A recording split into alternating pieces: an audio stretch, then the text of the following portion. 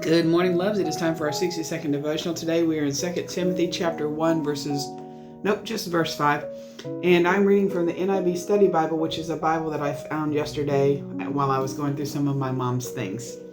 It was one of her favorite Bibles. I have been reminded of your sincere faith, which first lived in your grandmother Lois and in your mother Eunice, and I am persuaded now lives in you also. So when Paul writes to Timothy, he reminds him that your faith has a history. It didn't start with you. It was planted in you by people who loved you and by a God who loves you. And historically, families have passed down faith not just through stories, but through Bibles, worn thin by tears and prayer and hope, just like the one I found from my mom. It's marked up. It is loved on. It is prayed through, right? When I held my mom's Bible in my hands, I felt something holy. Her handwriting, her underlines, her prayers that were pressed into the margins. It reminded me that God's love didn't just flow to her. It flowed through her, into me, and now into every person I get to encourage today. And here's the part that matters.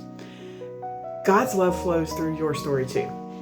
Your faith, whether it feels strong, shaky, inherited, rediscovered, or barely hanging on, is seen and honored by God. Finding my mom's Bible reminded me that God believes in us long before we ever believe in ourselves.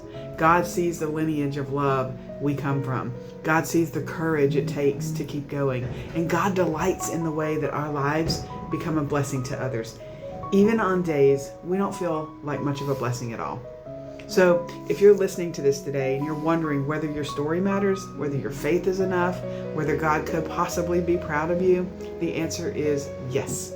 Absolutely yes. You are part of a bigger love story than you know. Your life is already leaving marks on someone else's faith journey, just like my mom left marks on mine. Go ahead and tag someone today whose story has strengthened your faith.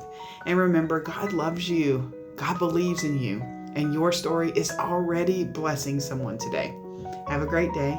I'll see you guys tomorrow for our 60-second devotional.